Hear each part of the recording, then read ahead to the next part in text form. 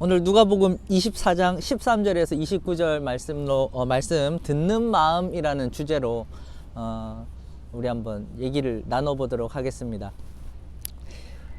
제가 오늘 미국에서 드디어 세 번째 설교입니다. 이게 뭐냐면 그 주일학교 설교 빼고 이제 미국에서 세 번째 설교인데 세 번째 설교라서 조금 긴장이 됩니다. 첫날이고 예상치 못한 요거 안 찍을 줄 알았는데 목사님께서 이걸 한다고 그러시네요. 이걸 염두 안 하고 했기 때문에 조금 긴장이 됩니다. 제가 오늘 듣는 마음을 가지고 설교를 하는 이유는 코로나 시대에 거창하게 기독교인이 이런 시국을 맞이해서 이런 마음을 가져야 된다 이런 거창한 거 얘기하려는 거 아니고 제가 미국 와서 상담학을 전공하게 됐습니다. 석사 과정으로 상담학을 전공하게 됐는데 상담학의 전공에 따라서 좀 목회 상담학적 관점으로 이렇게 말씀을 전해야 되겠다라는 생각을 했었어요. 제일 처음에 목사가 되면은 지금 전도사입니다. 목사가 되면은 구약과 신약과 조직신학을 모두 그냥 아우르는 설교를 하겠다라는 암묵적인 그런 마음이 있었나 봅니다. 그런데 이제 목회 상담학을 공부하다 보니까 이제 조금은 조금 어떻게 살아야 되는가, 조금 실천적인 부분을 강조하자, 이런 목표가 생겼습니다. 그래서 앞으로 제가 만약에 설교를 하면은 상담학적인 관점을 가지고 좀 우리 성도님들한테 다가가면 좀 도움이 되겠다 생각을 많이 했었습니다. 그래서 오늘 듣는 마음, 교회가 말하는 이 듣는 마음, 이게 아마 제가 보기에 기독교가 말하는 사랑해야 된다, 그 사랑이라는 덕목의 어떤 시초가 되지 않을까 해서 제가 이 주제를 가지고 나왔습니다. 상담하는 동안 정말 좀 시쳇말처럼 많이 듣는 게 경청입니다. 경청을 해야 된다. 경청을 하지 않으면 아무것도 일어나지 않는다.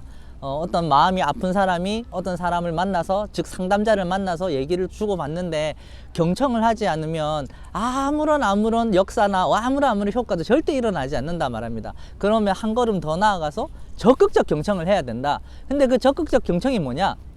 그 사람이 들어왔는데 그 0점 몇 초 만에 그 사람에 대한 관심이 생겨야 됩니다. 나 저 사람 무슨 얘기할지 관심이 그 관심이 없으면 그 적극적 경청은 결코 이루어질 수 없다는 겁니다. 그 참 어렵죠? 정말 어렵습니다. 더군다나 싫어하는 사람이 앞에 있으면 그 사람이 지금 무슨 얘기를 하는지 듣는 것도 힘든데, 관심도 없는데 관심을 가지라니 정말 힘든 얘기입니다. 우리 기독교인은 매주 그걸 체험하고 있죠. 뭐죠 그게? 설교죠. 정말 우리 교회 얘기하는 거 다른 교회 얘기하는, 우리 교회 얘기하는 다른 교회 얘기하는 겁니다. 정말 힘듭니다.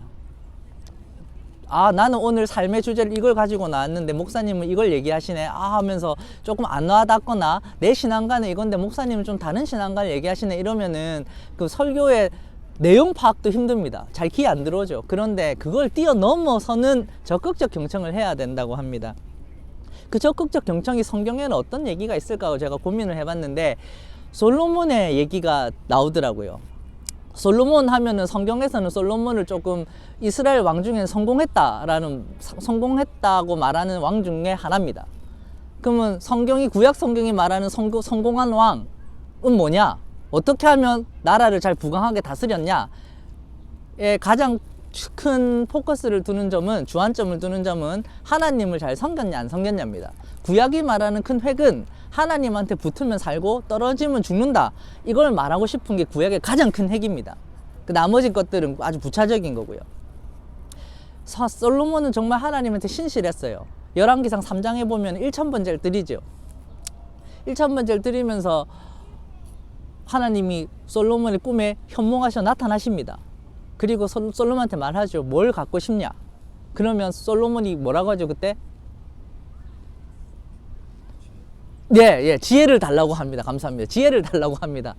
그 지혜 때문에 나라를 더 잘 다스리게 되었나, 그리고 되지 않았나 우리가 쉽게 유추해 볼 수 있습니다. 우리가 잘 아는 솔로몬 얘기도 있죠. 그 애 한 명 데리고 왔는데, 이 애가 내 거다 네 거다 이러면서 그럼 갈라라, 서로 가지자 이래 됐는데 아니에요 이런 얘기 있죠. 여러분 잘 아는 그 얘기. 우리는 지혜다. 지혜를 통해서 솔로몬이 하나님 주신 지혜를 통해서 나라를 잘 다스렸구나 라고 쉽게 생각할 수 있는데 조금만 더 자세히 보면은 솔로몬이 지혜를 달라고 안 그랬습니다. 듣는 마음을 달라고 그랬습니다. 그 성경을 자세히 보면요. 한 번만 보면요. 하나님, 내가 도대체 이 백성을 어떻게 다스릴지 모르겠습니다. 이 백성들이 나한테 재판을 해달라고 누가 옳고 그른지 분별해 달라 그러는데 내가 그걸 어떻게 하겠습니까? 저에게 듣는 마음을 주십시오 그랬습니다. 그러면 그때 하나님이 그 꿈에 나온 하나님 그러죠. 나도 네가 그렇게 대답하니까 참 기분이 좋다라고 그 뒤에 적혀 있습니다. 그러니까 이걸 통해서 우리가 유추해 보건대 그 당시 시대에도 듣는 마음이 어떤 중요한 덕목 중에 하나였겠구나라고 유추해 볼 수 있습니다. 그럼 또 듣는 마음이 또 어떤 경우에 나올 수 있을까? 우리는 또 예수님 얘기를 한번 생각해 볼 수 있죠. 왜냐하면 우리는 예수님을 쫓기로 맹세한 사람들이니까. 그중 하나가 오늘 그 얘기입니다. 예수님이 부활하셨어요. 그리고 이제 부활하셨으니까 나의 부활 사실을 알리려고 가려고 하죠. 그런데 엠마오로 가는 도중에 두 제자를 만납니다. 오늘 이 얘기죠. 지금 이 순간. 근데 예수님이 그거를 가만히 들으시고 가서 묻습니다. 성경을 자세히 보면은, 영어 성경을 보면은 worked along with them 이라고 적혀 있습니다. 따라가서 들었다 이렇게 적혀 있습니다. 그러니까 이거를 그냥 들어가다가 이게 무슨 얘기지 하고 그런 적당한 관심을 보인 게 아니라 적극적인 관심을 보이고 가서 들었다는 겁니다. 그런데 우리가 조금 더 성경을 좀 상상력을 포함해서 좀 풍부하게 해석을 해보면은 예수님이 그 당시 지금 이 두 제자가 말하는 사건의 핵심 인물이요, 중심 인물이었습니다. 그러면은 예수님께서 그 사실을 좀 몰랐을까? 좀 그렇게 생각하지 않습니다. 그 사람들이 지금 얘기하는 그 얘기요. 야, 우리 이스라엘 민족이 어떤 민족이냐? 메시아가 오기를 기다린 그런 민족이다.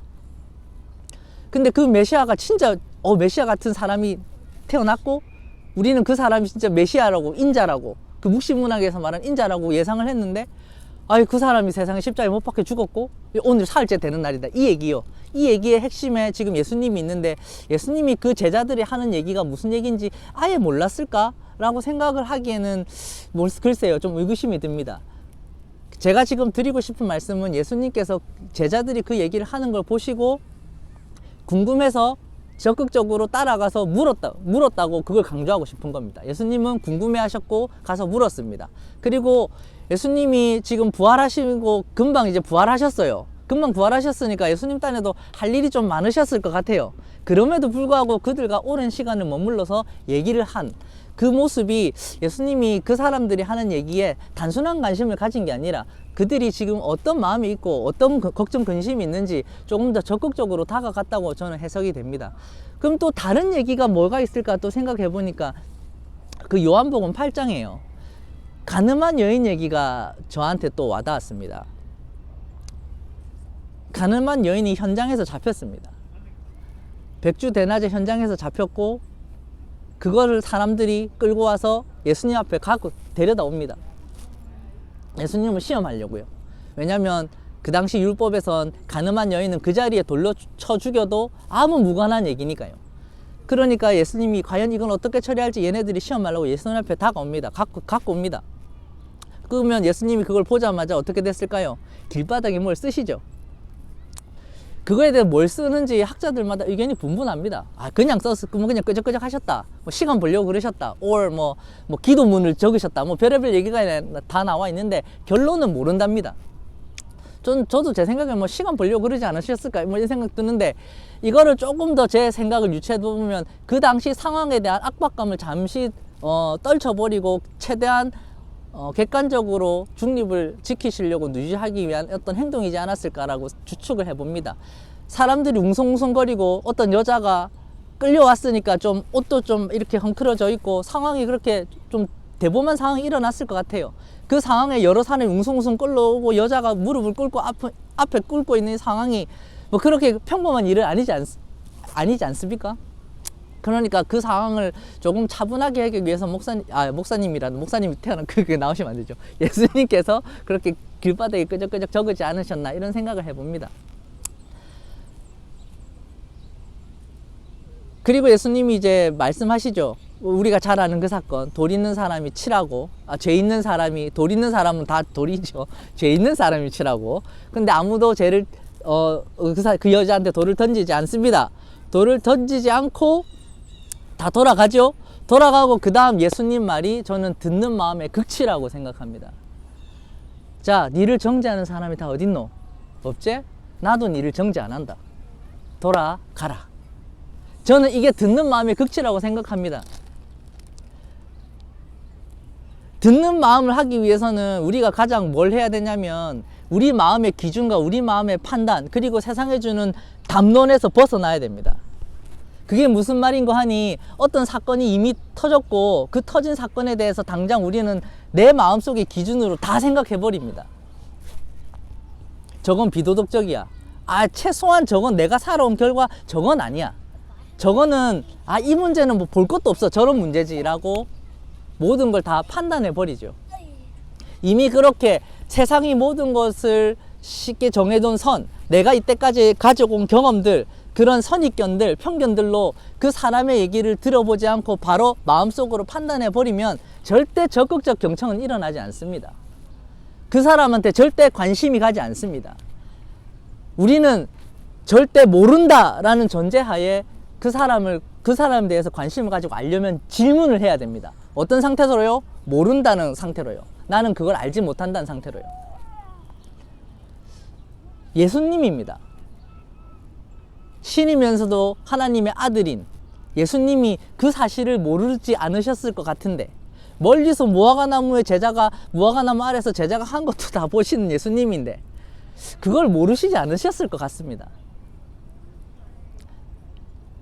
조금 우리 성경을 재미있게 얘기해 보기 위해서 한번 생각해 봅시다. 예수님이 조금 더 예수님의 잣대로 그 여인을 판단했을 경우를 상상해 봅시다. 다 돌아갔다. 봐라. 야, 이 지금 세상이 어떤 세상인데 지금 백주 대낮에 이게 이 말이라도 되는 일이가? 니만 세상 살기 힘드나? 니 지금 뭐하는 짓이고, 돈을 벌으면 직장을 구해야 될 거 아니가? 니 지금 간음을 했다고? 니 남편이 니랑 사랑을 안 해준다고 해서 이게 지금 말이 되는 여기는 이스라엘이다. 니 율법을 모르나? 니 지금 걸리면 바로 돌에 쳐 죽으면 다 간다. 아이고 인간아 어째 그런 생각을 하노? 내가 니 때문에 참 내가 썩어주고 밥은 먹고 댕기나? 가서 국밥에 소주 한잔 하자 라고 했을 것 같습니다. 그런데 뭐라고 했다고? 예수님께서 아무도 니를 정죄 안 한다. 니를 정죄하는 사람 다 갔다. 나도 정죄 안 한다. 이제 가라. 저는 이게 그 듣는 마음의 극치라고 생각합니다. 그 여인이 어떤 말을 바라는지 뭐 그런 거에 꼭 주안점을 뒀다기보다 그 어떤 말 한마디로 그 사람의 나는 네 모든 지금 마음을 품을 수 있는 그 말 한마디. 우리 저번 주에 얘기했죠. 목사님께서 우리 지금 교회 성도님들이 마스크를 이제 돌아가면서 지나가는 이제 노숙자들한테 드리고 있습니다. 근데 목사님께서 그러셨잖아요. 마스크에 아무 관심이 없어요. 그 안에 있는 그 돈 1, 2불짜리에 그게 더 관심이 있고, 길게 말하는 것보다 그냥 1, 2불 주는 거에 더 사람들이 감동을 받더라고요. 좀 같은 것 같습니다. 듣는 마음이 없으면, 내가 듣고자 하는 그런 예수님 같은 그런 마음이 없으면 우리는 모든 걸 우리가 갖고 있는 세상의 잣대와 규칙과 세상의 담론으로 모든 걸 다 파악하고 이미 다가갑니다. 그러면 절대 예수님이 말하는, 교회가 말하는 아가페적인 사랑은 일어나지 않습니다. 왜? 이미 내 마음이 다 정죄를 했거든요. 이건 이렇게 하면 안 돼. 최소한 그렇게 하면 안 돼. 이건 윤리적으로 말이 안 돼. 이건 교회에서 가르쳐준 이 선에서 이거 넘었어. 아니야. 이런 마음은 그 어떤 것도 발생시키지 않습니다. 성경이 말하는, 교회가 말하는 기독교의 가장 실천적인 덕목이 뭐가 있을까요? 사랑이죠. 그 사랑입니다. 어떻게 사랑하라고요? 하나님을 사랑하듯이 사랑하라고요. 그래서 이게 너무 큰 것 같습니다. 하나님은 너무 대단하신 분이고 우리가 감히 상상도 할 수 없는 분인데 너무 큰 것 같아요. 그래서 조금 더 사람들이 구합니다. 어떻게 사랑하라고요? 그러니까 네 이웃을 사랑하는 만큼 사랑하라고 다시 이제 풀어 가르쳐 주십니다. 내 이웃을 사랑하기 위해서 우린 돈도 쓰고 마음도 쓰고 그 이웃을 위해 기도도 하고 다 합니다. 그런데도 뭔가 좀 찜찜합니다.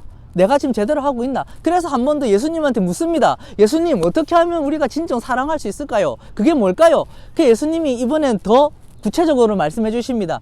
네 자신을 사랑하는 것 같이 네 이웃을 사랑하라. 하나님을 사랑하는 게 뭐냐면 이웃을 사랑하는 건데 네 이웃을 어떻게 하는 거냐면 네 자신을 사랑하는 것 같이 사랑하라 그랬습니다. 그 얘기를 듣는 순간 우리는 아!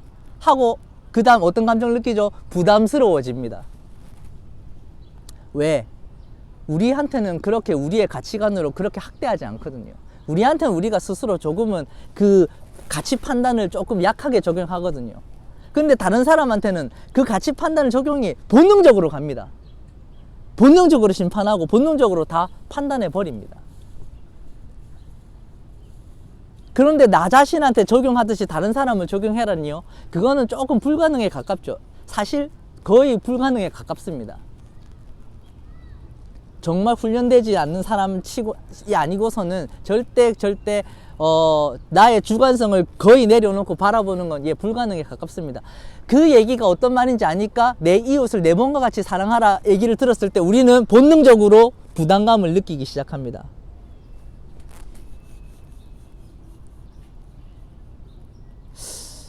듣는 마음, 저는 그 듣는 마음이 교회가 말하는 그 아가페적인 사랑의 어떤 시발점인 것 같습니다. 저도 고백합니다. 저도 저희 아내에게 저의 가치관과 저의 그런 판단과 저의 경험으로 얻은 그 마지노선, 그 마지노선에 최소한 내가 살아보니까 이 마지노선엔 들어와야 돼 하고 아내를 항상 집어넣으려고 했던 것 같습니다. 그거는 그 사람에 대해 적극적으로 내가 알려고 하는 마음이 아닌 것 같습니다. 교회가 사랑하는 그 사랑, 예수님 말을 하는 그 사랑을 실천하기 위해선 듣는 마음의 자세, 나의 판단을 좀 뒤로 하고 그 사람에게 관심을 온전히 갖기 위해 노력하는 그 마음이 어떤 출발점이 되는 것 같습니다. 사랑하는 MCR 가족 여러분, 자, 이 얘기 나오면 되게 행복하죠. 꽤 끝난다는 얘기입니다. 예. 큰 얘기 하는 게 아니고 룸메이트한테요, 목사님한테요, 그분한테요, 예, 듣는 마음으로 먼저 다가가 주길 바라겠습니다. 기도하겠습니다. 하나님 아버지 감사합니다. 오늘 우리에게 또 주님의 이름으로 모일 기회를 주시고 또 주님 말씀으로 이렇게 말씀 나누게, 마음 나누게 해주신 건 너무 감사합니다. 주님, 감사할 것 투성이고 이 살아있는 그 자체에 너무 감사할 것 투성이고 그 모든 것에 정말 주님께 죄송하고 빚진 마음뿐입니다. 주님, 정말 좋은 시간 허락해 주심에 감사드린다는 말밖에 드릴 말씀이 없습니다. 그리고 또 미리 감사드립니다. 그 다음 이 다가 시간 가지고 우리 성도님들과 함께 오손도손 즐거운 시간을 허락해 주신 거 너무 감사합니다. 주님 감사합니다. 한 주간 또 살아내는데도 우리에게 생명과 감사하는 마음을 허락하여 주시옵소서. 모든 말씀 예수님의 이름으로 기도드립니다. 아멘.